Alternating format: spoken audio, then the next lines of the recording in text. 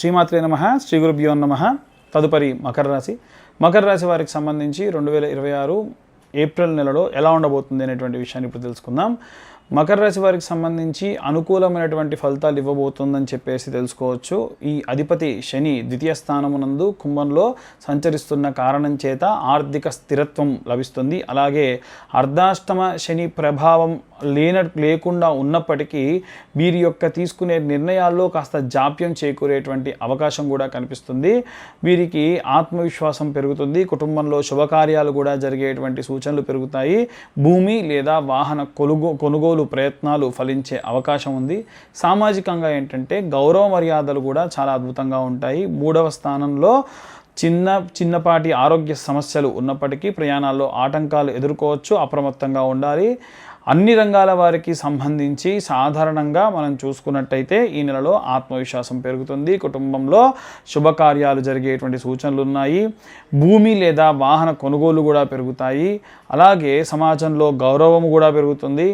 అలాగే ఈ యొక్క రాశి వారికి సంబంధించి దృఢమైనటువంటి సంకల్పంతో ఎక్కువగా ఉంటారు. శని రాష్ట్రాధిపతిగా ఉన్న కారణం చేత ఎన్నో రకాలైనటువంటి ఆటంకాలని ఎదురు దెబ్బల్ని కూడా తట్టుకొని ముందుకు వెళ్తూ ఉంటారు.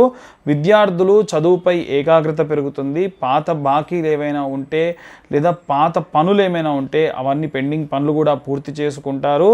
అలాగే అసైన్ చేసినటువంటి పనులన్నీ కూడా పూర్తి చేస్తారు. విదేశీ విద్య కోసం ప్రయత్నించేటువంటి వారు ఈ యొక్క నెలలో చివరిలో శుభవార్త అందుతుంది. ఉద్యోగస్తులు కార్యాలయంలో మీ పనితీరు ప్రశంసల వైపుగా వెళ్తూ ఉంటుంది. పదోన్నతి పెరుగుతుంది. ప్రమోషన్లు అప్రైజల్స్ పెరుగుతాయి.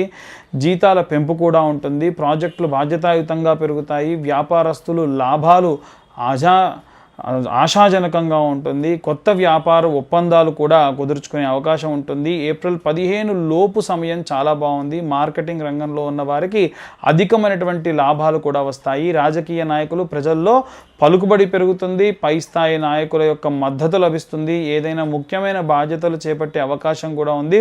ప్రత్యర్థులపై విజయం కూడా సాధిస్తారు. రైతులు పంట దిగుబడి బాగుంటుంది. మార్కెట్లో మంచి ధరకు వీరికి అన్నీ లభిస్తాయి. గతంలో ఉన్నటువంటి అప్పులు తీర్చేటువంటి మార్గంగా వెళ్తారు. ఏవైనా సరే వృద్ధులు ఆరోగ్య పరిస్థితి నిలకడగా ఉంటుంది. ఏదైనా సరే ఈ యొక్క మనవళ్ళు మనవరాళ్లకు విషయానికి సంబంధించి కూడా చాలా సంతోషంగా వారితో గడుపుతారు. తీర్థయాత్రలు చేస్తారు. ఆరోగ్యం బాలేకుండా ఉన్న వాళ్ళు దీర్ఘకాలికమైనటువంటి వ్యాధుల నుండి ఉపశమనం పొందుతారు. వెన్ను నొప్పి లేదా కాళ్ళు కీళ్ళ నొప్పులు కూడా ఎక్కువగా పెరిగే అవకాశం ఉంటుంది. గ్యాస్ట్రిక్ సమస్యల వల్ల ఇబ్బందులు కూడా పడేటువంటి అవకాశం ఉంది. మొదటి వారం చూసుకుంటే చాలా ఉత్సాహంగా పనులు ప్రారంభిస్తారు. ఆర్థిక లాభాలు ఉంటాయి. కుటుంబ సభ్యులతో విహారయాత్రలు చేసేటువంటి అవకాశము, శుభకార్యాల పట్ల ఆసక్తి కూడా చూపుతారు. 2వ వారం విషయానికి వస్తే వృత్తి జీవితంలో బిజీగా ఉండడము, అనుకున్నటువంటి పనులు అనుకున్నట్టుగా సాగుతాయి. సమాజంలో మంచి పేరు వస్తుంది. విందు వినోదాల్లో పాల్గొంటారు. 3వ వారంలో కొంత పని ఒత్తిడి పెరిగినప్పటికీ అపరిమితమైనటువంటి వ్యక్తులతో లావాదేవీలు విషయంలో జాగ్రత్త. ప్రయాణాలు చేసేటప్పుడు కూడా విలువైన వస్తువులను భద్రపరచుకోండి. ఏవైనా సరే 4వ వారంలో నిలిచిపోయిన పనులన్నీ పూర్తి చేస్తారు. ధన ప్రవాహం పెరుగుతుంది. విదేశాల నుండి లేదా ఇతర రాష్ట్రాల నుండి ఆశించిన సమాచారం అందుతుంది. మానసిక ప్రశాంతత కూడా పొందుతారు. పరిహారాల విషయానికి వస్తే మకర రాశి వారికి సంబంధించి శనిదోష నివారణ కోసం ప్రతి శనివారము కూడా శని చాలీసా, హనుమాన్ చాలీసా పఠించడం మంచిది. శనికి తైలాభిషేకం చేయడం మంచిది. నిరుపేదలకు వికలాంగులకు అన్నదానం చేయడం మంచిది. మానసిక ప్రశాంతత లభిస్తుంది. నిత్యం ఆదిత్య హృదయం పఠించడం వలన ఆరోగ్యం పెరుగుతుంది. కీర్తి ప్రతిష్టలు కూడా పెరుగుతాయి. కెరీర్ పరంగా చూసుకుంటే సైబర్ సెక్యూరిటీ లేదా MSCIA వంటి విశేషమైనటువంటి వాటిలో ప్రవేశించడము, ఏవైనా ఇంకా అద్భుతమైనటువంటి కాలాన్ని చూడాలి అనుకుంటే ఈ నెలలోనే మీరు ఇవన్నీ కూడా మనం ప్రత్యేకంగా చూసుకోవచ్చు. మునుముందు వచ్చేటువంటి రోజుల్లో కాస్త గడ్డు కాలం అనేటువంటిది ఉంది. అవి కూడా మీ యొక్క కెరీర్ గ్రోత్కి సంబంధించిన విషయం మాత్రమే. అంతగా మిమ్మల్ని ఇబ్బంది పెట్టేటువంటివి కాదు. కానీ నిర్ణయాలు తీసుకునేటప్పుడు ఆచితూచి నిర్ణయాలు తీసుకోండి. ఎవరినైనా సరే గుడ్డిగా నమ్మకండి.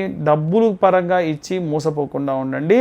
ఇక అందరూ కూడా ఎలాంటి రెమెడీస్ తీసుకోవాలి, జాతకపరమైనటువంటి విషయాలకు సంబంధించి ఎలాంటి నిర్ణయాలు తీసుకోవాలనేటువంటి విషయాన్ని ఇప్పుడు మనం తెలుసుకుందాం.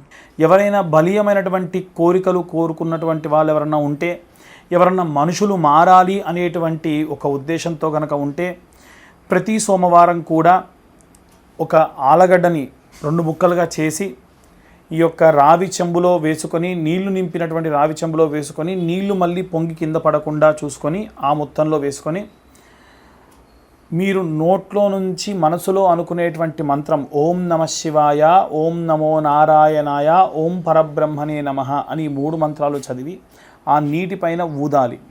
చెయ్యి అడ్డు పెట్టి ఇలా ఊదండి కొని. ఆ తర్వాతకి 21 ప్రదక్షిణాలు చేసి ఆలగడ్డతో సహా ఉన్నటువంటి ఆ యొక్క రావి చెంబులో ఉన్న నీటిని గనక అక్కడ పోయడం వల్ల ఎవరైనా బలీయమైనటువంటి కోరికలు ఉన్నవాళ్ళు, విశేషమైనటువంటి వాంఛతో ఉన్నటువంటి వాళ్ళు, ధర్మబద్ధమైనటువంటి కోరిక కోరుకునేటువంటి వారు ఆ యొక్క కోరిక నెరవేరుతుంది.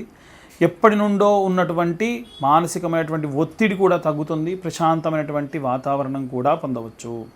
అలాగే ఎవరైతే రుణబాధలలో ఉన్నటువంటి వారు కూడా ఇప్పుడు నేను చెప్పేటువంటి రెమెడీ పాటించడం వల్ల, అంటే రుణబాధ అంటే మీరెవరికైనా డబ్బులు ఇచ్చి ఆ డబ్బులు మళ్ళీ మీకు తిరిగి రావాలి అంటే ఇప్పుడు నేను చెప్పిన విధంగా చేయండి.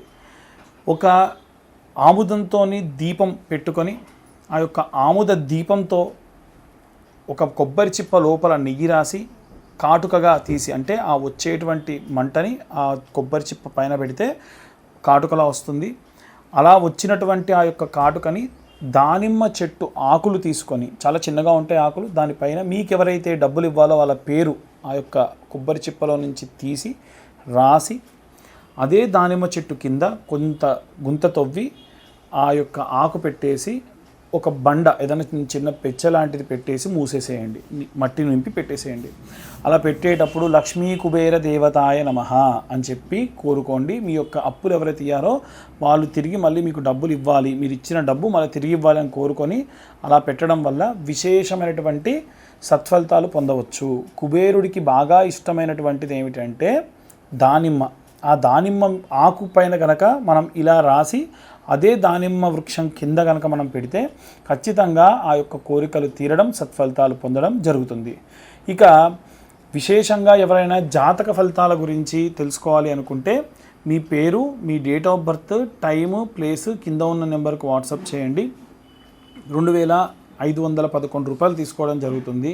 60-70 పేజీల్లో జాతకం మీకు ఇవ్వడము, మీతో డీటెయిల్గా జాతకం గురించి మాట్లాడడం జరుగుతుంది. ఇందుకు కాను మనం తీసుకునేటువంటి దక్షిణది. కనీసం మాకు ఒక రోజు సమయం ఇస్తే మీ జాతకం అంతా కూడా డీటెయిల్గా మీకు అందించడం జరుగుతుంది. మీ యొక్క గ్రహస్థితి ప్రకారంగా ఎలా ఉంది, వివాహము, సంతానము, ఆరోగ్యము, వీటన్నిటి గురించి కూడా అందులో మెన్షన్ చేయడం జరుగుతుంది. ఇక చాలామందికి ఉన్నటువంటి సందేహం ఏంటంటే మన ఛానల్లో పెట్టినటువంటి ఈ యొక్క మోక్షనారాయణ బలి సంబంధితమైనటువంటి వీడియోస్ చూసి అడుగుతూ ఉన్నారు. మాకు పితృదోషం ఉంది అని ఎలా తెలుసుకోవాలంటే జాతకంలో మీ యొక్క లగ్నస్థానంలో గనక రాహు ఉన్నా, శుభగ్రహ సంచారం జరగాల్సినటువంటి చోట శుభగ్రహంతో పాటుగా రాహు సంచారం జరిగిన, నవమస్థానమునందు రాహు సంచారం జరిగిన, కోణ కేంద్ర స్థానాలలో గనక రాహు సూర్యుడితో శుక్రుడితో కలిసి ఉన్న వాటికి సంబంధించినటువంటి ఇబ్బందుల పాలవుతారు. అలా వివాహం ఆలస్యం కావడము, సంతానం ఆలస్యం కావడము, సంతానం అంగవైకల్యంతో పుట్టడము, ఇంట్లో ఉన్నటువంటి వారు ఏదైనా సరే సూసైడ్ అటెంప్ట్స్ లాంటివి చేయడము, ఇంట్లో ఉన్నటువంటి పెద్దవాళ్ళు ఎవరూ కూడా 60 సంవత్సరాలకు మించి బతకకపోవడం, ఇలాంటివి ఎన్నో రకాలైనటువంటివి సమస్యలు అవి సూచనగా కనిపిస్తూ ఉంటాయి. ఇలాంటివి ఏవి ఉన్నా సరే కింద ఉన్న నెంబర్కు కాంటాక్ట్ చేసి మోక్షనారాయణ బలి పూజ లాంటివి చేయించుకోవడం ఉత్తమం. అలాగే చాలామందికి సర్ప సంభావిత దోషములు ఉన్నటువంటి వారు కూడా వారికి ఏ సర్పదోషం ఉందో కూడా తెలియదు. కాబట్టి జాతకం చూసి నిజంగా వారికి కనుక సర్పదోషం ఉంటే కులికా కాల సర్పదోషం, అనంతకాల సర్పదోషం, పద్మనాభ మహాపద్మ కాల సర్పదోషము, అలాగే శంఖపాల కాల సర్పదోషం, ఇలా మనకు కొన్ని రకాలైన సర్పదోషాలు ఉంటాయి. ఆ సర్పదోషాలకు సంబంధించిన వివరాలు కూడా డీటెయిల్గా వారికి చెప్పడం జరుగుతుంది. ఆసక్తి గల వారు కింద ఉన్న నెంబర్కు కాంటాక్ట్ చేసి పూర్తిగా మీ యొక్క జాతక విశ్లేషణ గురించి తెలుసుకోండి. సర్వే జనా సుఖినో భవంతు. స్వస్తి.